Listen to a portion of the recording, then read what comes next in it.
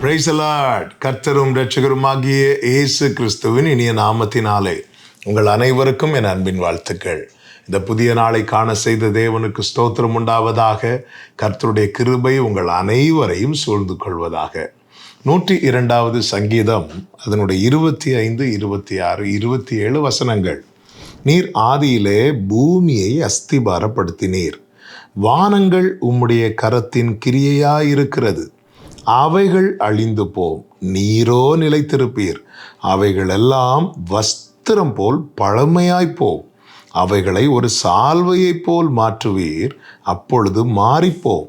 நீரோ மாறாதவராயிருக்கிறீர். உமது ஆண்டுகள் முடிந்து போவதில்லை. கர்த்தருடைய பரிசுத்த நாமத்திற்கு மகிமை உண்டாவதாக. நாம் ஆராதிக்கிற நம் ஆண்டவராகிய இயேசு கிறிஸ்துவை குறித்து சொல்லப்பட்ட மகிமையான வார்த்தைகளை கவனித்தீர்களா?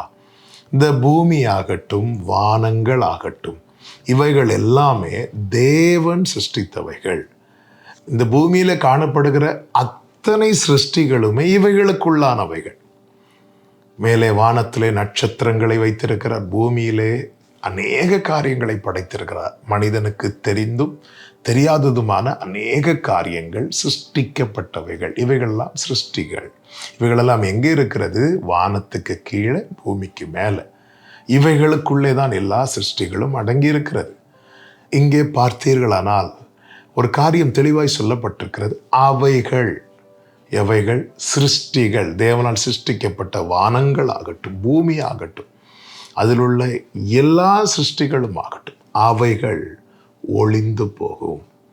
ஆனால் அவைகளை படைத்தவர், அவைகளை சிருஷ்டித்தவர், நாம் ஆராதிக்கிற நம் தேவனாகிய கர்த்தர், நம் ஆண்டவராகிய இயேசு கிறிஸ்து, அவரோ நிலைத்திருப்பீர் என்று சங்கீதக்காரன் சொல்லுகிறான். அவருடைய ஆண்டுகள் முடிந்து போவதில்லை.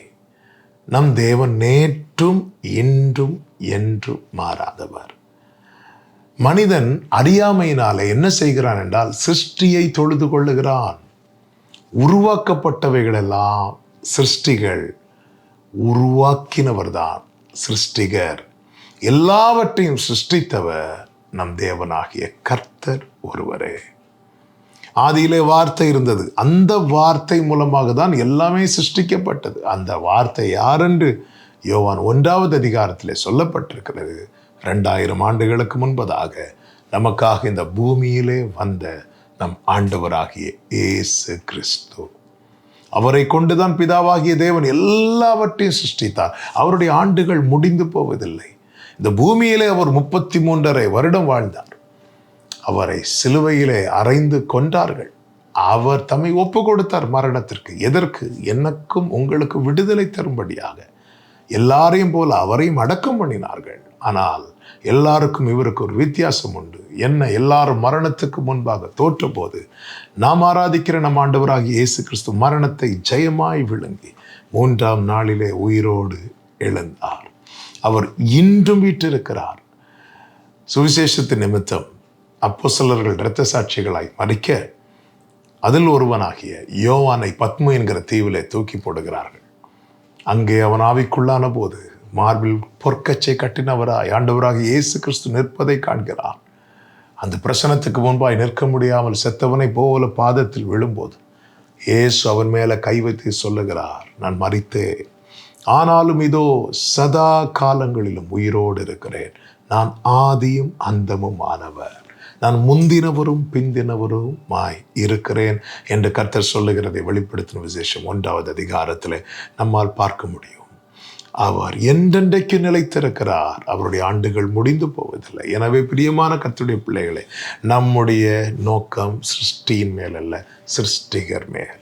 நாம் மகிமையை சிருஷ்டிக்கு அல்ல, சிருஷ்டிகருக்கு செலுத்துகிறவர்களாக இருக்க வேண்டும். நான் மேன்மை பாராட்டுவதும் அவர் ஒருவரை குறித்தே இருக்க வேண்டும். அவருக்கு எல்லா மகிமையும் உண்டாவதாக. செபிக்கலாமா? எங்கள் நல்ல தகப்பனே, இரக்கமுள்ள தேவனே, நீர் எங்களை சிருஷ்டித்தீர், எங்களுக்கானவைகளை எல்லாம் சிருஷ்டித்தீர். நீரே என்றென்றைக்கும் ராஜாதி ராஜாவாய், கர்த்தாதி கர்த்தராய், தேவாதி தேவனாய் வீற்றிருக்கிறவர். உம்மை பணிந்து அனுதினமும் ஆராதிக்க கிருபை செய்யும் இயேசுவின் நாமத்தில் பிதாவே, ஆமென்.